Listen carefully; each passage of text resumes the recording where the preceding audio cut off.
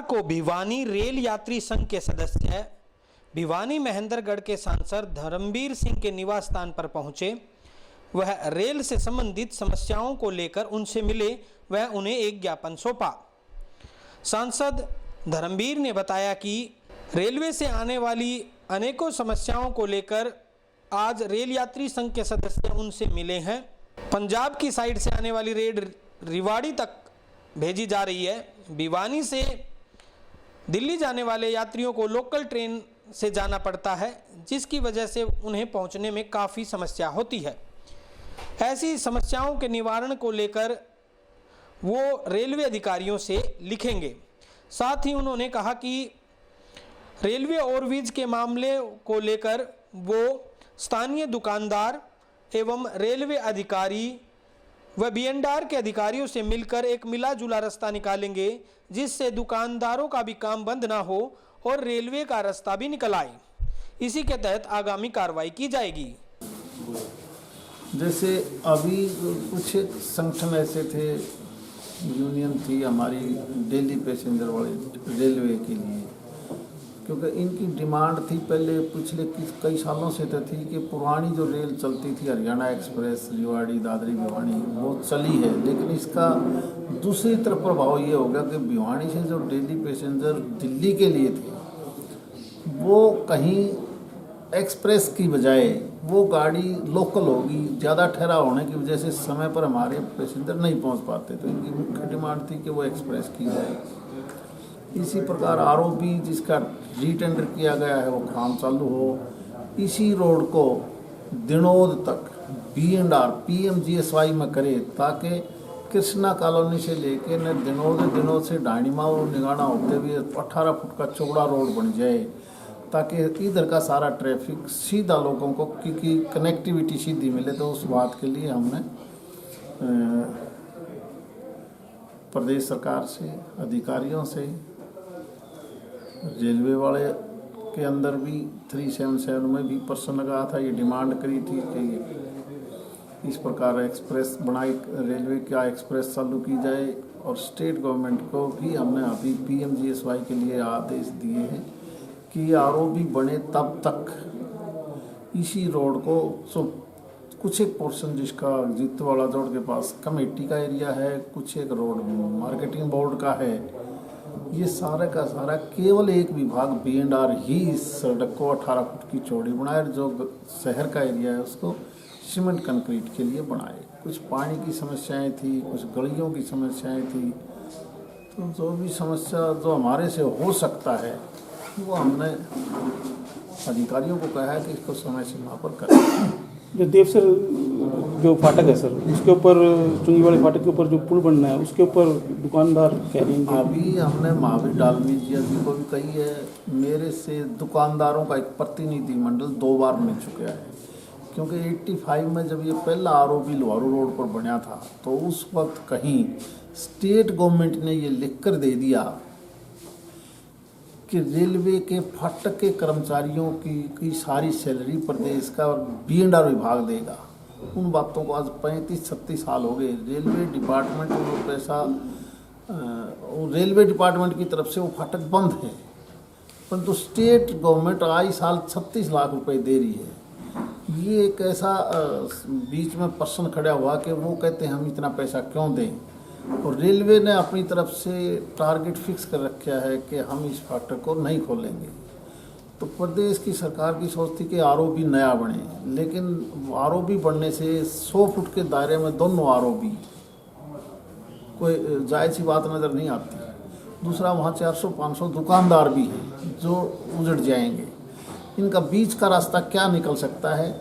मैंने इधर महावीर डालमिया को भी, दूसरे व्यापारियों को भी मिलजुल कर कोई ऐसा मुझे रास्ता दिखाएं, कोई ऐसा समाधान क्या हो सकता है जिससे दुकानदारों की दुकान भी ना उजड़े।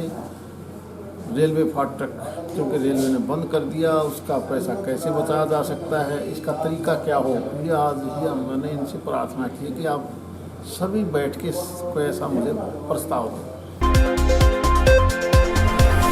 वहीं रेल यात्री संघ के प्रधान महावीर डालमिया ने बताया कि आज सांसद से मिलकर उन्होंने रेल से संबंधित सभी समस्याओं के बारे में उन्हें अवगत कराया है। उन्होंने कहा है कि जल्दी रेलवे से होने वाली समस्याओं का निपटान किया जाएगा। आज सांसद जी से मिले तो उन्होंने क्या आपको?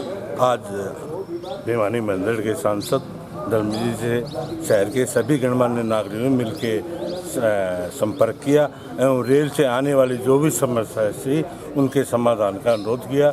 जैसे सिरसा एक्सप्रेस को आज रेवाड़ी भेज रहे हैं, हमने उनको कहा कि नई गाड़ी चला रहे हैं तो वह एक्सप्रेस चलाएं, ना कि पैसेंजर चलाएं, और उन्होंने वो मामला लोकसभा में उठाया है, जिससे हमारे सांसद महोदय का आभार व्यक्त करते हैं और उम्मीद करते हैं कि आगे जो भी रेल से संबंधित समस्याएं हैं सबका निरंतर उठाने का प्रयास करें।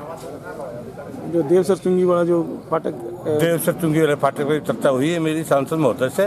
देवसर चुंगी के दुकानदार और हम लोग मिल करके उसका समाधान निकालेंगे और समाधान निकाल के और सांसद महोदय को अवगत कराएंगे। राम मंदिर निर्माण सदस्य टीम भिवानी शहर के घर घर व जन जन तक पहुंच रही है। इसी के तहत बाग कोठी स्थित विधायक घनश्याम सराफ के निवास स्थान पर भी आज ये टीम पहुंची और राम मंदिर निर्माण में उनकी भागीदारी के लिए उन्हें निमंत्रण दिया। इस पर विधायक घनश्याम सराफ ने कहा कि राम मंदिर को लेकर भिवानी शहरवासियों की खासी आस्था है एवं हर घर से समर्पण राशि दी जा रही है। वह हर भिवानी का बच्चा बच्चा राम मंदिर में सहयोग करना चाहता है। राम मंदिर निर्माण के समय अनेक लोगों ने अपना बलिदान दिया एवं अपना श्रमदान भी दिया। राम मंदिर का सपना आज पूरा होता नजर आ रहा है। इसमें हर भिवानी वासी बढ़ चढ़कर भाग लेगा, वह उनका परिवार भी इसमें सहयोग करेगा। वहीं राम भगत टीम के सदस्य ने बताया कि राम मंदिर निधि कोष के तहत चले अभियान के दौरान भिवानी के 2.5 लाख घरों में उन्हें जाना था, जिसमें से 1 लाख घरों में वो जा चुके हैं और अन्य घरों तक भी अभी पहुंचना है। इस टीम ने लगभग भिवानी जिले के 70 गांवों को कवरेज किया है और 50 लाख घरों तक वे पहुंच पाए हैं। आगे भी अनेक सदस्यों व घर घर तक जाकर राम मंदिर निर्माण में सहयोग राशि का समर्पण लिया जाएगा।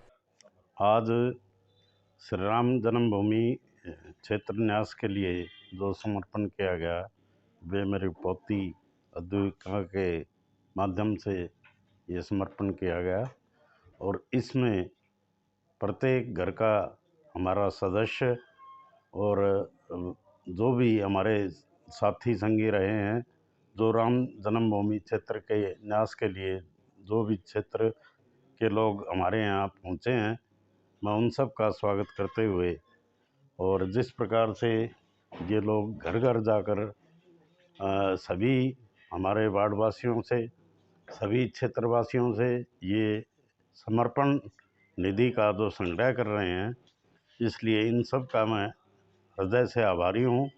और ये लोग प्रत्येक हमारे ज़िले के प्रत्येक घर में जाकर लोगों से समर्पण के लिए ये यातना कर रहे हैं और सभी लोग मिलकर इसमें जो सहयोग दे रहे हैं या कोई व्यक्ति वंचित रह गया है उससे भी मेरा अनुरोध है कि प्रत्येक व्यक्ति इससे जुड़े, क्योंकि ये 492 साल के बाद ये एक सुनहरा अवसर हमारे क्षेत्र के लिए और हमारे देश के लिए आया है, जिसमें प्रत्येक व्यक्ति को जुड़ना चाहिए, क्योंकि इसमें 4 से 5 लाख व्यक्तियों ने अपने जीवन का बलिदान किया है और ये बलिदान किसी का व्यर्थ जाने नहीं पाएगा।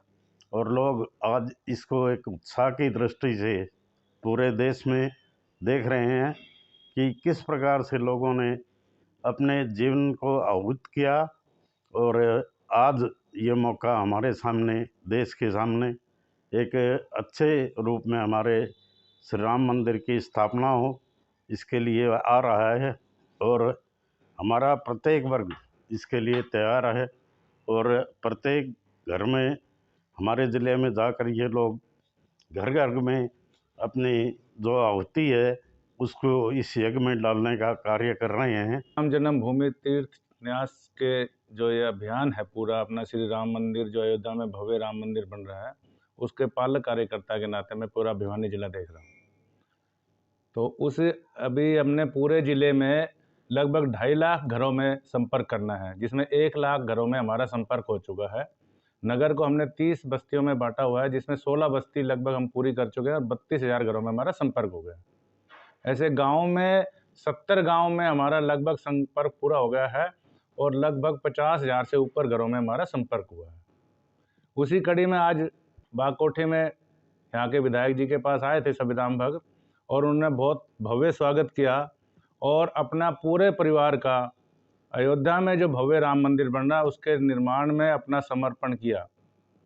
हम उनका बहुत तहे दिल से शुक्रिया करते हैं और इसी प्रकार सभी नगरवासियों से, जिलेवासियों से अनुरोध करते हैं कि राम भगत आपके घर पे आएंगे और ये 500 साल के लंबे संघर्ष के बाद एक खुशी का और सबके लिए एक सुनहरी अवसर है, क्योंकि पूरा विश्व भारत की ओर देख रहा है और भारत में मर्यादा पुरुषोत्तम श्री राम ब्रह्मांड के नायक है और उनका एक भव्य धाम बने, तो ये केवल मंदिर नहीं, राष्ट्रीय मंदिर बनने वाला है और पूरा विश्व इससे एनर्जी, इससे शक्ति, इससे मर्यादा लेगा और इससे सीखेगा और पूरा विश्व का कल्याण होगा।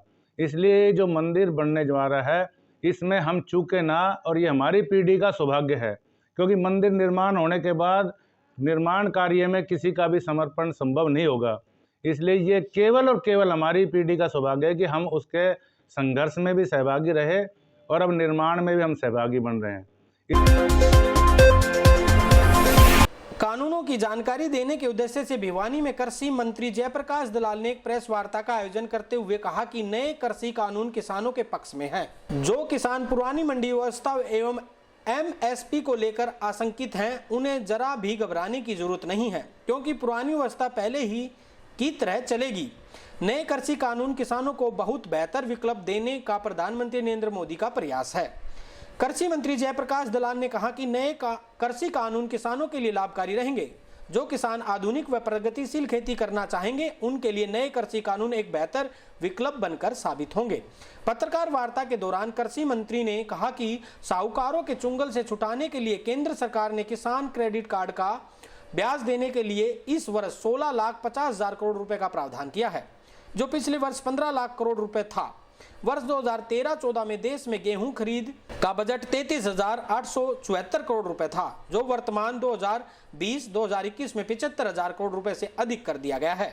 इस प्रकार 2013-2014 में केंद्र सरकार ने दालों की खरीद 336 करोड़ रुपए की थी, जो वर्तमान में बढ़कर 10,505 करोड़ रुपए हो गई है। इस प्रकार किसानों की फसल को लेकर खरीद के आंकड़े साफ बताते हैं कि किसानों के लिए वर्तमान केंद्र सरकार ने बेहतर कदम उठाए हैं। कृषि मंत्री ने कहा कि नए कृषि कानून किसानों के लिए बाध्यकारी नहीं है, बल्कि यह एक विकल्प अवस्था है। जो किसान पुरानी व्यवस्था के हिसाब से फसलों को बोना व बेचना चाहता है, वह व्यवस्था पहले की तरह ही जारी रहेगी। इस मामले में किसानों को भी किसी भी तरह की भ्रम में पड़ने की जरूरत नहीं है। कृषि किसान की बात आती है तो थोड़ा बहुत किसान आंदोलन भी आ जाता है बीच में, तो इस विषय पर हम बात करेंगे। मैं हमारे केंद्रीय वित्त मंत्री श्रीमती निर्मला सीतारमन जी का धन्यवाद अदा करता हूं कि उन्होंने एक अच्छा बजट दिया है, किसान हितैषी बजट दिया है। और खास कुछ पार्टियां, खासकर कांग्रेस पार्टी, ये दुष्प्रचार करने में लगी हुई थी कि मोदी जी के नेतृत्व में किसानों को डर बैठाया जा रहा था कि उसकी कुछ नुकसान हो जाएगा।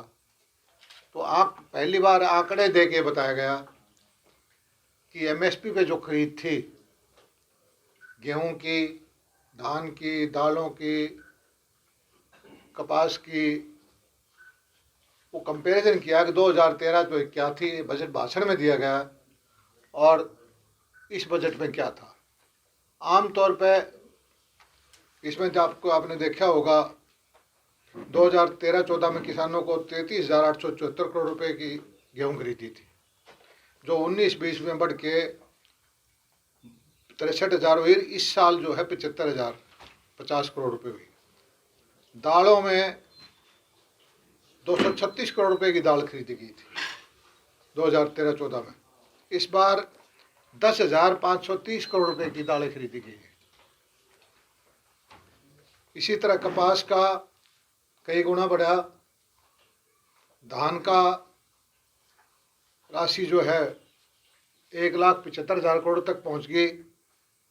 और जो KCC का एडवांस देते हैं, किसान क्रेडिट कार्ड, जिस पे साहूकार के चंगुल से किसान निकल जाए, वो पहले पिछले साल 15 लाख करोड़ की एडवांस थी, उसको बढ़ा के 16.5 लाख करोड़, 1,50,000 करोड़ रुपए का KCC को अतिरिक्त जो है फंड रिलीज किया गया कि किसान को ब्याज ना देना पड़े। किसान की सबसे बड़ी समस्या तो यह है कि पूंजी अगर साहूकार के ब्याज में आ गया तो चंगुल से नहीं निकल पाता। और हरियाणा सरकार, केंद्र सरकार का 7% बैंक ब्याज ले, 3% की इंटरेस्ट सबवेंशन केंद्र की है, 4% किसान देता है।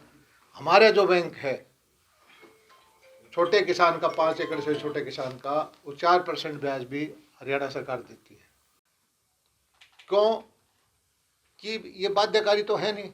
आपकी पुरानी मंडी व्यवस्था है में वो रहेगी, आपका पुराना जो सिस्टम है, एस्टेब्लिशमेंट है, वो ख़त्म नहीं हो रहा, उसको और मजबूत कर रहे हैं। और एक अल्टरनेटिव सिस्टम और दे रहे हैं कि आपके पास ऑप्शन है, मंडी में बेचना चाहो MSP मंडी में बेच लो, बाहर आपको अच्छा रेट मिलता है तो बाहर बेच लो। आप कहते हो कि भाई हमारे ऊपर हमने मांगे नहीं किए, थोपे क्यों हैं? प्रधानमंत्री जी ने पार्लियामेंट में कहा, भाई तुमने नहीं लेना हो तो ना लो, तुम्हें पुराने अच्छी व्यवस्था लगती है तो पुराने तो हटाए तो नहीं है। लेकिन वो तो कहते हैं जी, एक परसेप्शन पे है कि नए आ जाएंगे तो पुरानी मंडियाँ फेल हो जाएंगी। भाई ऐसे परसेप्शन तो ये होगा कि भाई भूकंप आ जाएगा, सब खत्म हो जाएंगे, बाढ़ आ जाएगी खत्म हो जाएंगे। ऐसी परसेप्शन बढ़ाने का कोई औचित्य नहीं है। और ये जो बिल हैं, पंजाब सरकार ने कॉन्ट्रैक्ट फार्मिंग का बिल पहले से कर रखा था, आज भी लागू है। उसमें यह है कि कॉन्ट्रैक्ट फार्मिंग करता है किसान को, अगर अपने कॉन्ट्रैक्ट को ब्रीच ऑफ कॉन्ट्रैक्ट करता है तो उसकी 5 लाख रुपए तक का जुर्माना और 5 साल तक की सज़ा हो जाती है। दुर्भाग्य से उस प्रांत के किसान जो कहते हैं केंद्रीय जो हमने कानून बनाया कि भी कुछ भी हो जाओ, कॉन्ट्रैक्ट फार्मिंग हो जाओ, तो जो सामान लगाया तो उन्हें कंपनी ने या व्यापारी ने ज़मीन पर उसका कोई क्लेम नहीं होगा, किसान से 1 पैसा ले नहीं सकता। किसान